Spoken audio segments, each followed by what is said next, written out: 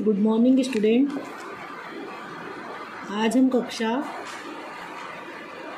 4th और 5th के लिए हिंदी विषय का अध्ययन कर देंगे, हिंदी व्याकरण का।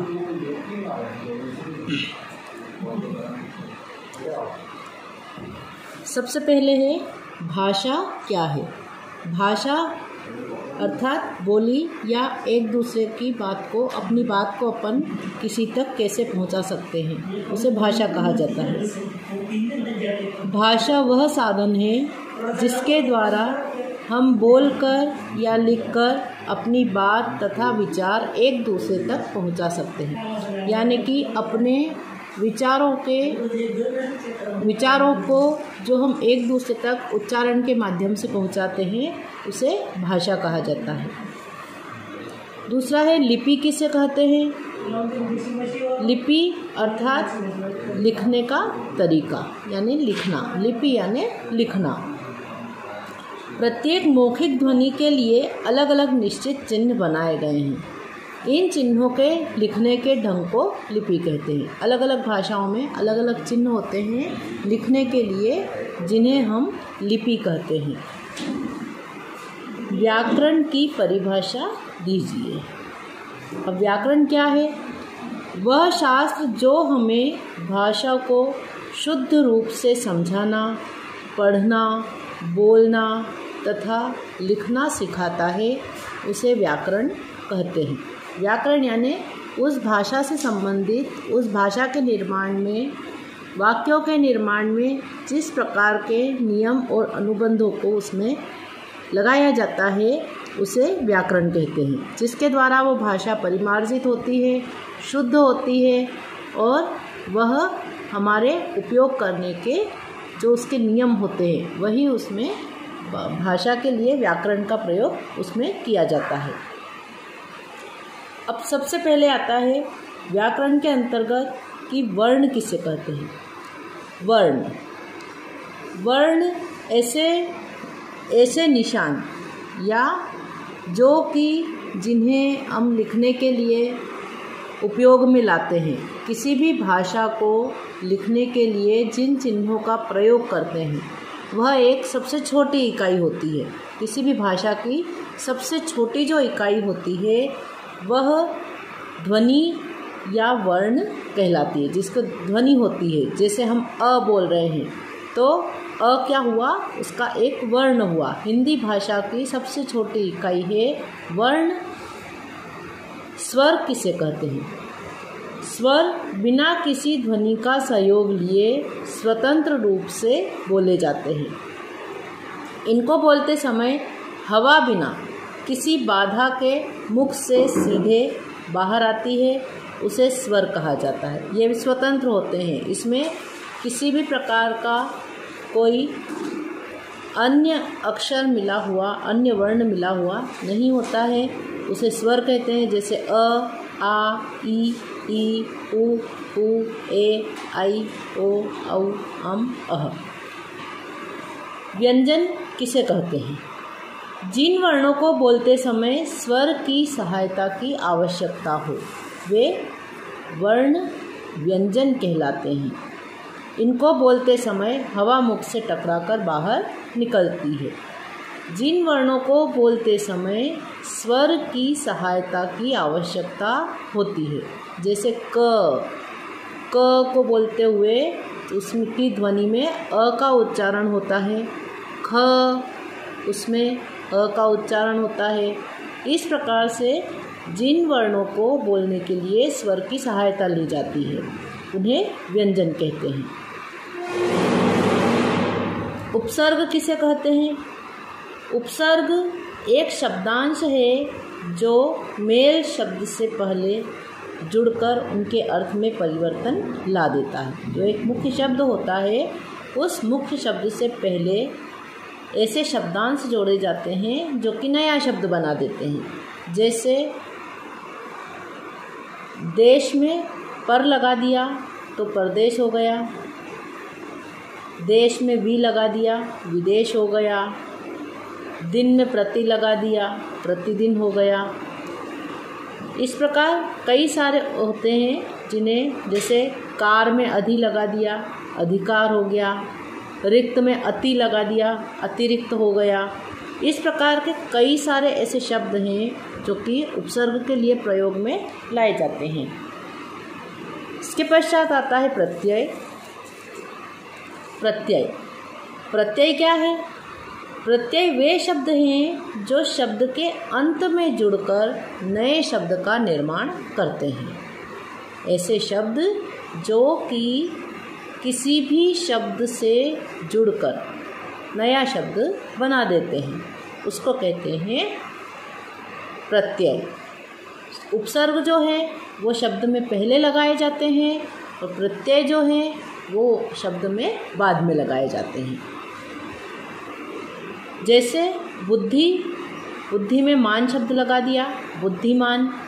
दूध में वाला शब्द लगा दिया, दूध वाला। समाज में इक लगा दिया, सामाजिक।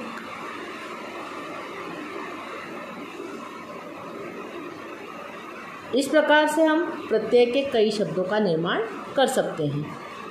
समास, समास किसे कहा जाता है?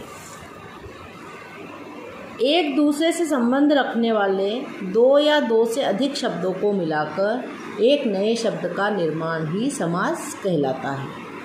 अर्थात दो शब्दों के मेल से बनने वाले शब्द को, नए शब्द को समास कहते हैं। दो पदों के या दो शब्दों के मिलने से बनने वाले नए शब्द को समास कहते हैं। जैसे माता पिता, प्रधानमंत्री। तत्सम शब्द किसे कहते हैं? संस्कृत के जो शब्द हिंदी में ज्यों के त्यों आ गए हैं उन्हें तत्सम शब्द कहते हैं। किस प्रकार से? जैसे संस्कृत के शब्द हैं और उन्हें हम हिंदी में भी प्रयोग में लाते हैं। जैसे कि सर्प, सर्प का अर्थ होता है सांप। सर्प संस्कृत शब्द है और इसको हम हिंदी में भी यूज़ करते हैं, हिंदी में भी इसका हम उपयोग करते हैं। ऐसे शब्द जो कि संस्कृत के शब्द हैं लेकिन उनका हम अन्य भाषाओं में उनका उपयोग किया जाता है। जैसे अग्नि, आम्र, ग्रह।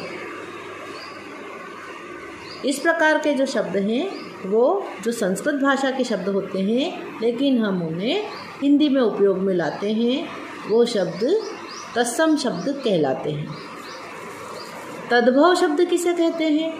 संस्कृत के जो शब्द कुछ परिवर्तन के साथ हिंदी में आ गए हैं उन्हें तद्भव शब्द कहते हैं। शब्द संस्कृत के हैं लेकिन वो आ गए हैं हिंदी में। जैसे आग है, आम है, हड्डी है, मुख है आदि। कारक, कारक किसे कहा जाता है? संज्ञा या सर्वनाम ही वाक्य में क्रिया को पूरा करवाते हैं। कारक का मुख्य काम है संज्ञा या सर्वनाम के साथ क्रिया के विभिन्न प्रकार के संबंधों को दिखाना।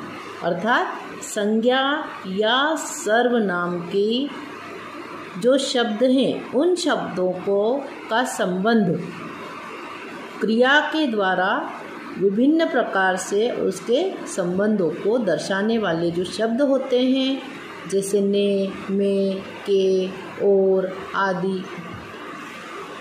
जैसे इसमें आया है मोहन ने बल्ले से मारा, तो मोहन संज्ञा है और उसने ने से बल्ले को जोड़ा है और उसको क्रिया से जोड़ा है से के द्वारा, तो मोहन ने बल्ले से मारा। तो ने और से शब्द जो आए हैं वो शब्द कारक कहे जाएंगे। जैसे माँ ने पुत्र के लिए खाना बनाया, या हम ट्रेन के द्वारा हरिद्वार जाएंगे, तो के द्वारा शब्द, के लिए शब्द, का, की, के जो संबंध सूचक शब्द हैं वही कारक कहलाते हैं। निम्नलिखित की परिभाषा दीजिए। आप सभी जानते हैं संज्ञा, संज्ञा किसे कहा जाता है? किसी भी व्यक्ति वस्तु, स्थान और भाव का बोध करवाने वाले शब्दों को संज्ञा कहते हैं। जैसे राम है, पुस्तक है, खुजनेर है, कोई भी शहर का नाम, किसी भी जगह का नाम हुआ, किसी भी वस्तु का नाम हुआ, किसी भी स्थान का नाम हुआ, ये सभी नाम जिनके द्वारा नाम का पता चलता है वह संज्ञा शब्द कहलाते हैं। सर्वनाम, संज्ञा के स्थान पर प्रयोग किए जाने वाले शब्द को सर्वनाम कहते हैं।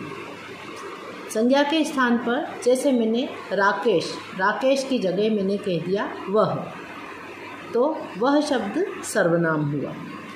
जैसे मैं, तुम, वह, हम आदि, इस प्रकार के जो शब्द होते हैं जिनका हम संज्ञा के स्थान पर प्रयोग में लाते हैं, किसी व्यक्ति, वस्तु, स्थान का नाम न लेते हुए हम, तुम, वह आदि शब्दों का जब हम प्रयोग करते हैं तो वो सर्वनाम कहलाते हैं। विशेषण किसे कहते हैं?